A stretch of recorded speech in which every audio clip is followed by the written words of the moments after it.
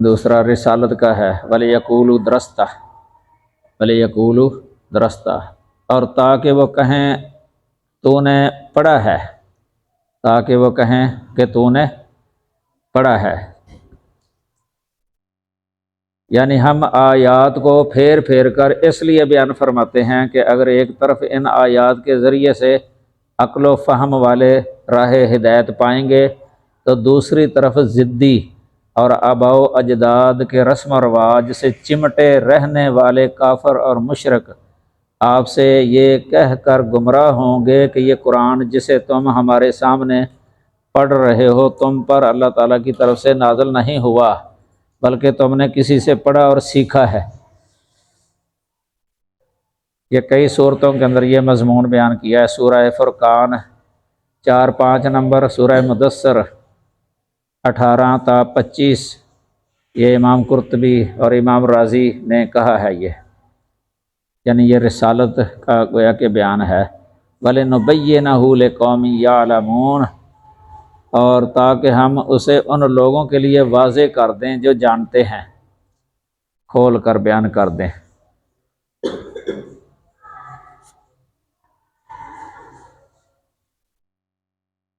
آیات کو پھیر پھیر کر بیان کرنے کی پہلی حکمت یہ بیان فرمائی کہ کفار اور عناد رکھنے والے یہ کہیں کہ تم نے یہ قرآن کسی سے پڑھ لکھ کر سیکھ لیا ہے، تاکہ اس طرح زیادہ گمراہ ہوں۔ یہاں دوسری حکمت بیان کی ہے تاکہ اہل علم کے لیے بیان اور فہم حاصل ہو، یہ امام رازی نے بیان کیا ہے، یعنی اہل علم کو فہم حاصل ہو جائے۔ اتبع ما اوحی الیک من ربک، آپ اس کی پیروی کریں جو آپ کے رب کی طرف سے وحی کی گئی ہے۔ یعنی اس طرح کے جو بے بنیاد شبہات ہیں نا ان کافروں کے، ان کی طرف دھیان نہ دیں، آپ توجہ نہ کریں، بھلا آپ ان کو تبلیغ کرتے رہیں، خود بھی اسی کی پیروی کریں اور ان کو بھی سمجھاتے رہیں، سناتے رہیں، تو تاکہ ان کو پتہ چلے کہ اللہ وحدہ لا شریک، اکیلا ہی الہ ہے، اکیلا ہی معبود ہے۔ اس لیے ساتھ یہ کلمہ آ گیا لا الہ الا ہو۔ اصل اس کی تبلیغ ہے نا کافروں کو، مشرکوں کو، لا الہ الا ہو۔ وَأَعْرِضْ عَنِ الْمُشْرِكِينَ، اور مشرکوں سے اعراض کریں، مشرکوں سے کنارہ کریں، اعراض کریں۔ آگے وَمَا جَعَلْنَاكَ عَلَيْهِمْ حَفِيظًا، اور ہم نے آپ کو ان پر محافظ نہیں بنایا۔ وَلَوْ شَاءَ اللَّهُ مَا أَشْرَكُوا، اگر اللہ چاہتا تو یہ شرک نہ کرتے، اگر اللہ چاہتا تو یہ اللہ کا شریک نہ کرتے کسی کو بھی۔ وَمَا جَعَلْنَاكَ عَلَيْهِمْ حَفِيظًا، اور ہم نے آپ کو ان پر محافظ نہیں بنایا۔ اللہ تعالیٰ نے انسانوں کے اندر جو ہے نا دونوں طرح کی استعداد رکھی ہے، کافر ہونے کی بھی استعداد ہے اس کے اندر، اور مومن ہونے کی بھی، موحد ہونے کی استعداد ہے۔ اِنَّا هَدَيْنَاهُ السَّبِيلَ إِمَّا شَاكِرًا وَإِمَّا كَفُورًا، اس طرح من شاء فلیؤمن ومن شاء فلیکفر، کئی آتے ہیں اس طرح کی۔ اس کو اختیار بھی دیا ہے اللہ تعالیٰ نے بندے کو، اللہ تعالیٰ نے بندے کو مجبور محض نہیں بنایا کہ مجبور محض ہے یہ، بلکہ مختار ہے یہ۔ جن کاموں کے اندر یہ مجبور محض ہے نا ان کاموں کے اندر اللہ تعالیٰ نے اس کو مکلف بھی نہیں بنایا۔ عقل دی ہے اللہ تعالیٰ نے انسان کو، تو عقل میں یہ اللہ تعالیٰ نے صفت رکھی ہوئی ہے کہ یہ نفع اور نقصان کے درمیان امتیاز کر سکے، عقل، اور اچھی اور بری شے کے درمیان امتیاز کر سکے اپنی عقل کے ساتھ۔ جن چیزوں کے بارے میں یہ نہیں امتیاز کر سکتا تھا، نہیں سمجھ سکتا تھا کہ یہ اچھی ہے یا بری ہے، اس میں اللہ کی رضا ہے یا اللہ کی ناراضگی ہے، وہ انبیاء بھیج کے کتابیں نازل کر کے اللہ تعالیٰ نے بتا دی، خیر اور نازل فرما دی ہے۔ تو اب اس کا عذر جو ہے نا اللہ تعالیٰ نے تو ختم کر دیا ہے انسان کا۔ اس لیے تو جو پاگل ہوتا ہے نا، مجنون، عقل سے خالی، اس کو اللہ تعالیٰ نے مکلف نہیں بنایا شرعی احکام کا۔ اس طرح یہ جانور یہ حیوانات جو ہے انسان کے علاوہ ان میں عقل نہیں ہوتی، ان کو بھی اللہ تعالیٰ نے مکلف نہیں بنایا، لیکن وہ اپنی فطرت کے ساتھ جو ہے نا اپنے رب کو پہچانتے ہیں۔ ہر شے اپنی فطرت کے ساتھ اپنے رب کو پہچانتی ہے، لیکن شرعی احکام کا ان کو مکلف نہیں بنایا۔ یہ انسان مختار ہے، مضطر نہیں ہے، یا یہ دوسرا مجبور نہیں ہے۔ یہ وجدانی طور پہ بھی انسان جو ہے نا اپنے آپ کو سمجھتا ہے کہ میں مختار ہوں، مضطر نہیں ہوں، مجبور نہیں ہوں۔ تو دنیاوی معاملات کے اندر دیکھ لیں آپ، ہر انسان جو ہے نا وہ سوچتا ہے اپنا نفع، نقصان سے بچتا ہے۔ تجارت کرتا ہے تو نفع کی طرف سوچتا ہے، اور اس کو پتہ ہوتا ہے وہاں کہ گھاٹا جو ہے نا مجھے نہ پڑ جائے، تو خوب جانتا ہے۔ لیکن دین کے معاملے کے اندر آ کے کہہ دیتا ہے کہ میں مجبور ہوں۔ جبریہ یہی کہتے تھے، پرانا جو بدعتی تھے جبریہ، جو انسان کو مجبور محض کہتے تھے اور اس کو قصوروار نہیں ٹھہراتے تھے، لیکن اہل سنہ ان کے نزدیک انسان جو ہے نا یہ مختار ہے۔ تو اس کی سادہ سی مثال دیکھ لیں، انسان کو اللہ تعالیٰ نے اس کا مکلف نہیں کیا کہ یہ ہوا کے اندر اڑے، کیونکہ اس میں یہ مجبور محض ہے۔ اس کو پابند نہیں کیا اس کا کہ مکلف بنایا کہ اگر تو نہ اڑا تو تجھے سزا ہوگی، ایسے نہیں ہے۔ اسی طرح اگر انسان کا ایک ہاتھ کٹا ہوا ہو یا پاؤں، تو اس کو پابند نہیں کیا اس کے دھونے کا۔ اس طرح میں کھڑے ہو کے نماز پڑھنے کی طاقت نہیں ہے، اگر استطاعت نہیں ہے تو پابند نہیں کیا کہ لازمی کھڑا ہو کے نماز پڑھے، تو اس کو بیٹھ کے نماز پڑھنے کا کہہ دیا گیا ہے۔ اگر بیٹھ کے پڑھنے کی بھی استطاعت نہیں ہے تو لیٹ کے پڑھ لے۔ کئی امور ہیں، اتنا روزہ رکھنے کی طاقت ہی نہیں ہے تو اس کو لازم نہیں کیا گیا کہ روزہ رکھ ورنہ عذاب ہوگا تجھے۔ تو یہ اس سے پتہ چلتا ہے کہ بندہ یہ مکلف ہے اسی کا جو اس کی استطاعت کے اندر ہے، جو استطاعت میں نہیں ہے، جہاں مجبور ہے وہاں مکلف نہیں ہے۔ اور وجدانی طور پہ بھی ہر بندہ اپنے آپ کو یہ سمجھتا ہے کہ میں مختار ہوں۔ اس لیے کبھی بندہ عموماً یہ جو مجنون ہوتے ہیں نا، مجانین، ان کو بندہ مجبور سمجھ لیتا ہے۔ ہر بندہ سمجھتا ہے کہ یہ مجبور ہیں، معذور ہیں۔ اگر وہ ایسی کوئی حرکت کرتے ہیں مثلاً، تو بندہ ان کو معذور سمجھ لیتا ہے، قصوروار نہیں ٹھہراتا۔ نہ زیبا کوئی حرکت، کسی کو گالی نکال دے مثلاً، کسی کے مکہ مار دے مثلاً کمر میں، جاتا جاتا کوئی پاگل ہو، اس کو کچھ بھی نہیں کہا جاتا۔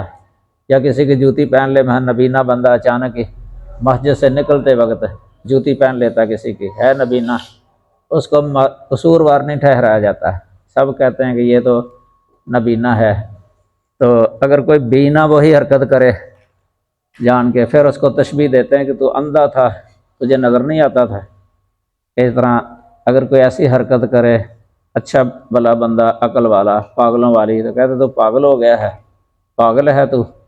اس سے بھی پتہ چلتا ہے کہ انسان جو ہے نا وہ معذور سمجھا جاتا ہے، جو واقعتاً معذور ہوتا ہے۔ بندے عام جو ہے نا اس کو معذور سمجھتے ہیں۔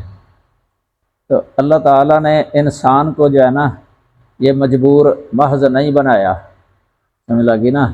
ادھر جو فرمانا ہے وَلَوْ شَاءَ اللَّهُ مَا أَشْرَكُوا، اگر یہ اللہ چاہتا تو یہ شرک نہ کرتے۔ اس کی وجہ یہی ہے کہ اللہ تعالیٰ نے انسانوں کے اندر ایمان اور کفر دونوں کی استعداد رکھی ہے، اور اس سے ان کا امتحان مقصود ہے۔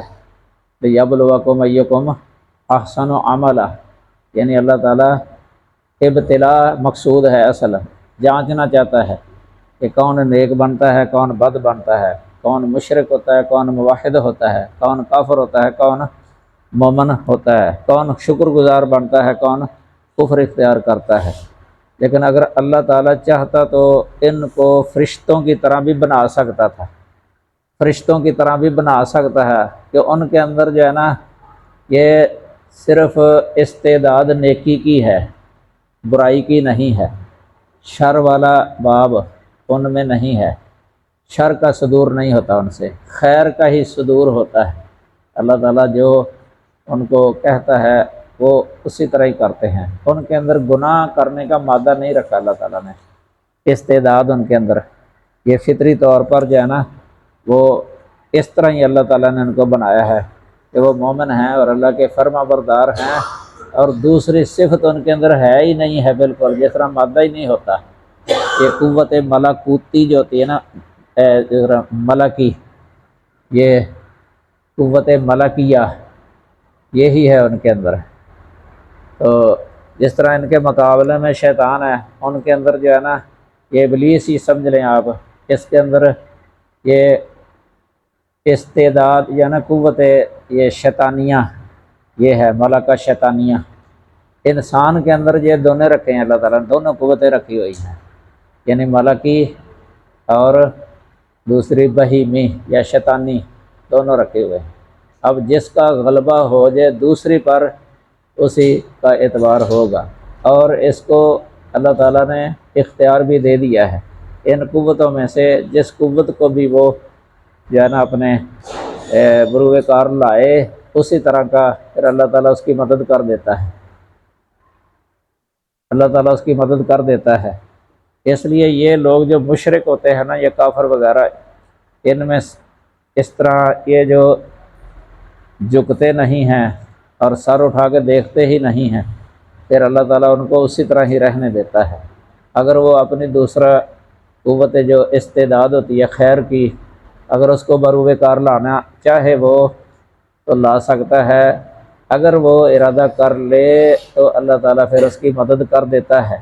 یہدی الیہ من اناب، یا یہدی الیہ من ینیب، اللہ پھر اس کی مدد کر دیتا ہے، توفیق دے دیتا ہے، پھر وہ ایمان لے آتا ہے اور موحد بن جاتا ہے۔ تو اللہ تعالیٰ نے جو بھی یہ کیا ہے نا، یہ حکمت کے ساتھ کیا ہے، حکمت، چونکہ اللہ تعالیٰ کا جو بھی فعل ہے نا یہ حکمت پر مبنی ہے، حکمت سے خالی نہیں ہے۔ وما انت علیہم بوکیل، یہ ہم نے آپ کو ان پر کوئی محافظ نہیں بنایا۔ ولا تسبوا الذین یدعون من دون اللہ، اور تم انہیں برا نہ کہو،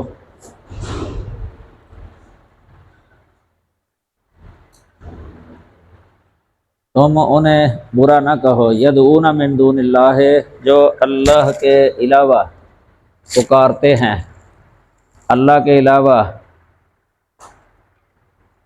جن کو یہ اللہ تعالیٰ کے علاوہ پکارتے ہیں نا، ان کو برا نہ کہو، یعنی ان کے آلہہ جو ہے نا ان کو برا بلا نہ کہو۔ فَيَسُبُّ اللَّهَ عَدْوًا بِغَيْرِ علم، تو وہ بغیر علم کے زیادتی کرتے ہوئے اللہ کو برا کہیں گے، مقابلے میں اللہ کو برا کہیں گے۔ کذالک زینا لکل امۃ عملہم، اسی طرح ہم نے ہر امت کے لیے ان کا عمل مزین کر دیا ہے۔ ثم الی ربہم مرجعہم، پھر ان کے رب ہی کی طرف ان کا لوٹنا ہے۔ یہ الی ربہم جار مجرور پہلے آ گیا نا، تخصیص ہو گئی ہے، حصر، مرجعہم یہ مبتدا مؤخر ہے۔ سَيُنَبِّئُهُم بِمَا كَانُوا يَعْمَلُونَ، تو وہ انہیں بتائے گا جو کچھ وہ کیا کرتے تھے۔ یہ اصول فقہ والے نا یہ آیت ذکر کرتے ہیں بطور سد ذرائع کی دلیل، یہ وجیز کے اندر بھی ہے، وہ ادلہ جو مختلفیہ ہیں، چار ادلہ کے علاوہ کتاب اللہ، سنت رسول، اجماع امت اور قیاس، اس کے علاوہ باقی مختلفی ہے نا، تو ان میں سدن لذریعہ بھی ہے ایک، یعنی ایک کام فی نفس ہی جائز ہی ہوتا ہے، لیکن اگر اس کا نتیجے میں شر ہو تو پھر اس کو ترک کر دینا، چھوڑ دینا، یہ ہے۔ مثلا ایک شے مباح ہوتی ہے، مباح، لیکن اگر وہ ذریعہ بن رہی ہو حرام کا تو پھر وہ بھی حرام ہو جاتی ہے۔ مثلاً ایک دکان ہی ہے کسی کی، وہ اس نے کرائے پر دینی ہے دکان کرائے پر، لیکن اس کو پتہ ہے کہ جو کرائے پر مانگ رہا ہے نا، اس نے اس کے اندر شراب کا کاروبار کرنا ہے، شراب کا کاروبار یا جوا یا سودی کاروبار کرنا ہے اس دکان کے اندر، یا حرام چیزوں کی فروخت کرنی ہے اس نے، تو اب دکان جو کرائے پر دینی تھی نا فی نفس ہی جائز ہی ہے، لیکن اس صورت کے اندر جو ہے نا اب جائز نہیں ہے۔ یہ ہوتا ہے سدن للذریعہ کا مطلب، اس پر بہت سارے احکام کی بنا ہے ویسے سدن للذریعہ، ان میں سے ایک یہ بھی ہے، یعنی غیر اللہ کو یا غیر اللہ کی جو عبادت کرنے والے ہیں مشرک، یعنی مشرک تو یا جن کی وہ عبادت کرتے ہیں ان کے بارے میں کوئی توہین آمیز کلمہ بولنا جائز تو ہے ہی، لیکن اگر اس کے نتیجے کے اندر وہ اسلام اور مسلمانوں کو یا اللہ تعالیٰ کو برا کہیں گے نا تو پھر وہ جائز نہیں ہوگا۔ یہ جو ذریعہ بنتا ہے نا اس طرح وہ جائز نہیں ہوتا۔ بچے بند ہو گیا۔ فَيَسُبُّ اللَّهَ عَدْوًا بِغَيْرِ عِلْمٍ كَذَلِكَ زَيَّنَّا لِكُلِّ أُمَّةٍ عَمَلَهُمْ ثُمَّ إِلَىٰ رَبِّهِمْ مَرْجِعُهُمْ فَيُنَبِّئُهُم بِمَا كَانُوا يَعْمَلُونَ۔ یہ كَذَلِكَ زَيَّنَّا لِكُلِّ أُمَّةٍ، ہر امت جو ہے نا، یہ جو بھی کرتے ہیں نا، جو ان کے اعتقادات یا نظریات ہیں، جو ان کے دین ہیں، ان پر وہ خوش ہیں، اکثر جو ہے نا وہ صحیح سمجھ کے کرتے ہیں، اپنے آپ کو حق پر سمجھتے ہیں۔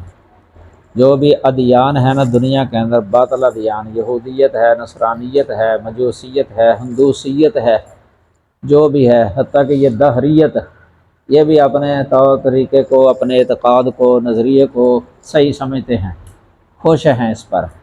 اس طرح قرآن میں ہے نا کلو حزب بما لدیہم فرحون، سورۃ المومنون 53 نمبر آیت، کہ ہر گروہ جو ہے نا یہ اس پر خوش ہیں جو ان کے پاس ہے۔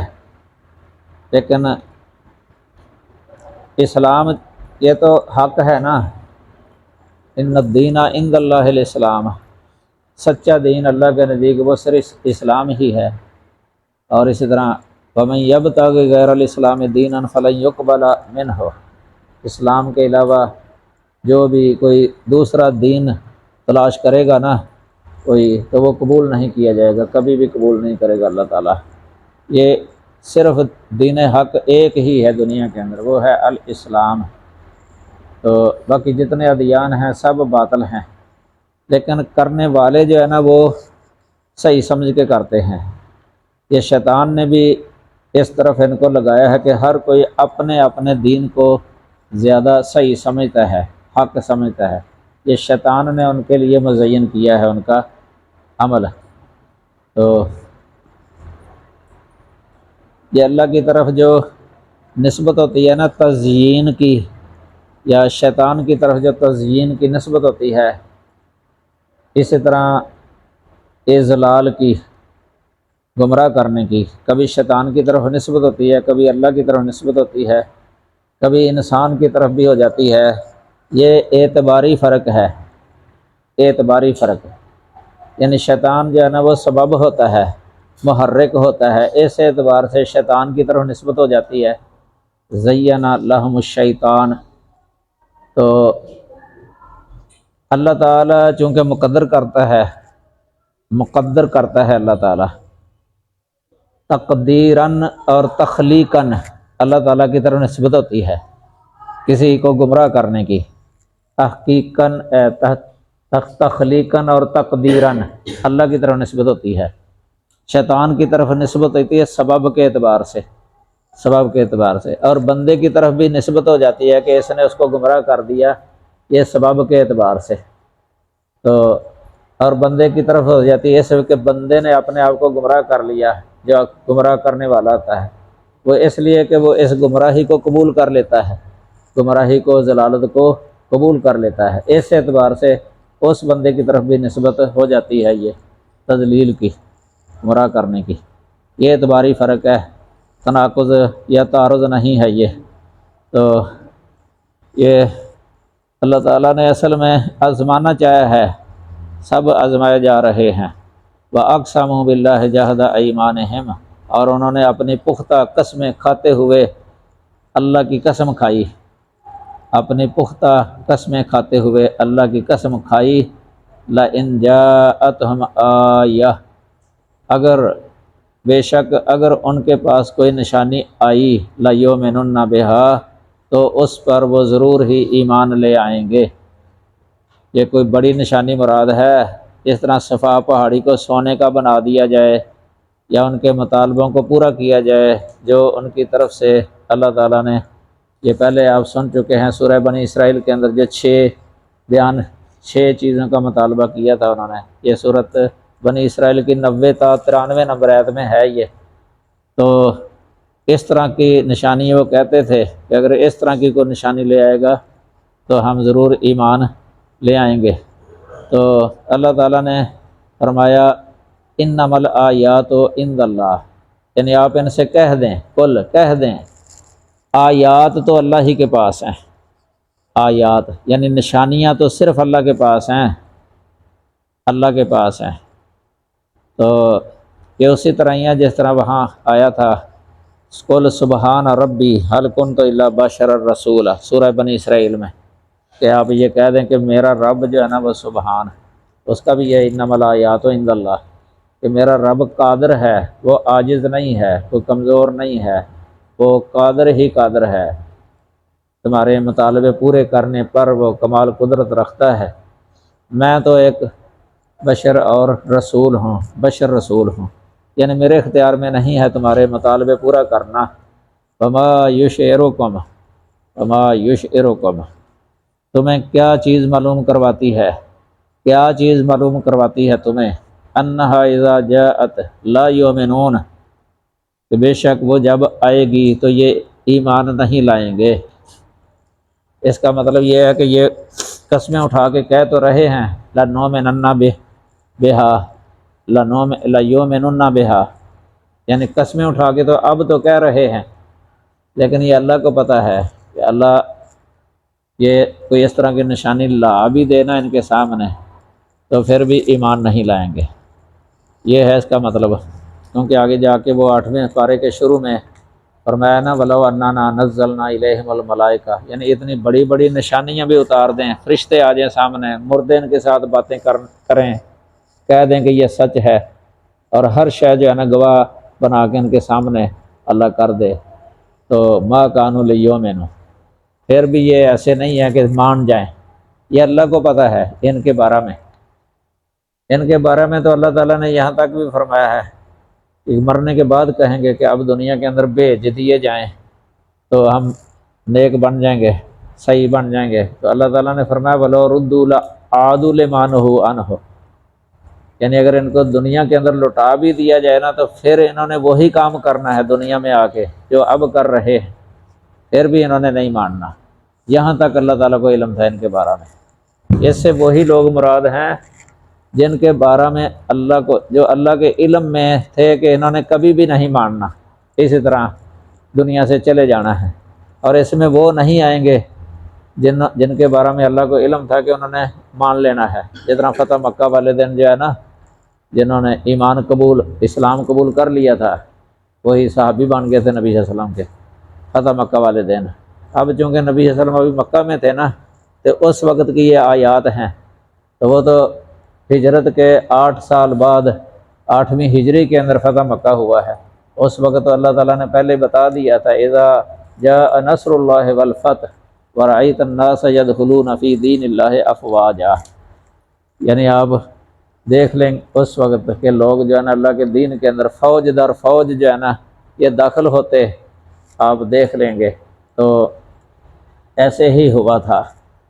ادھر پہلے بھی ایک دن میں نے بتایا تھا کہ لوگ یہ 2 طرح کے تھے، یہ اللہ ہی جانتا تھا مستقبل کے بارے میں، اللہ، تو یہ اللہ کو علم ہوتا ہے مستقبل کا، کسی کو پتہ نہیں ہوتا۔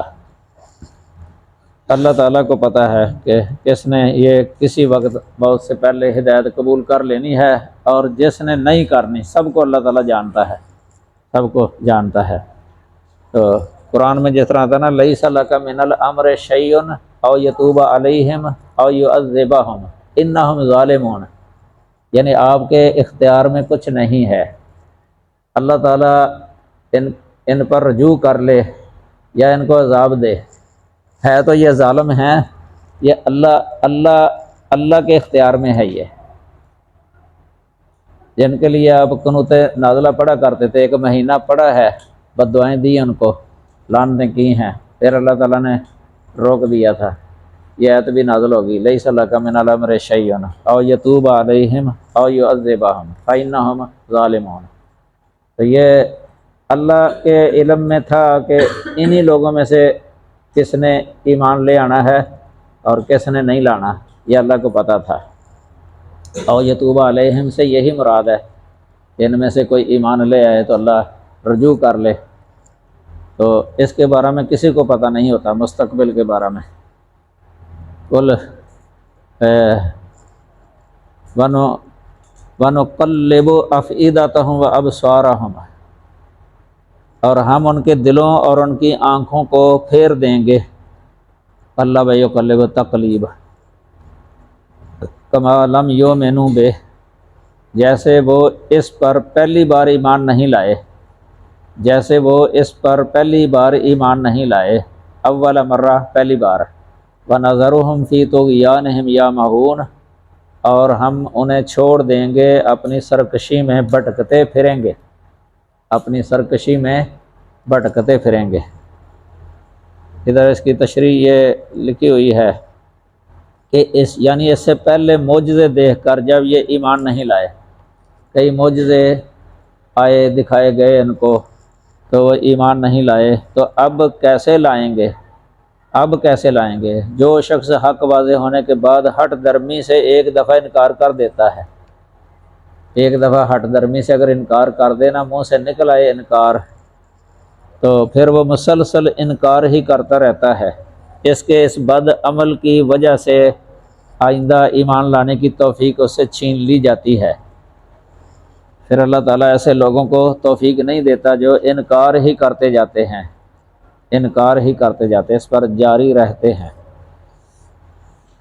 شاہ عبد القادر کا جو ہے نا موضح القرآن تفسیر، اس سے یہ اس کا مطلب نقل کیا ہے کہ جن کو اللہ ہدایت دیتا ہے وہ پہلی دفعہ ہی حق کی بات سن کر انصاف سے قبول کر لیتے ہیں، اور جس شخص نے پہلے ہی ضد سے، یعنی یہ دل کے اندر، یعنی ضد رکھی ہے دل کے اندر، یہ ضد ہے کہ مانے گا ہی نہیں، یعنی ایسا ضدی ہے، اناڑی ہے، جو دل کے اندر یہ طے کر لیتا ہے کہ ہم نے نہیں ماننا، کہ مانے گا نہیں، وہ معجزہ دیکھ کر بھی کوئی ہیلا بنا لیتا ہے۔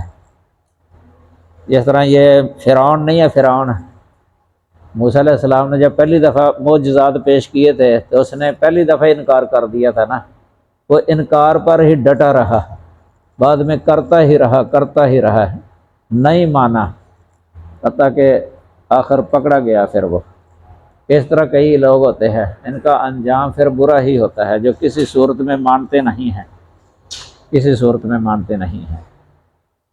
یہ 7 پارے ادھر ہو گئے ہیں، آگے 8واں پارہ ہے، ولو اننا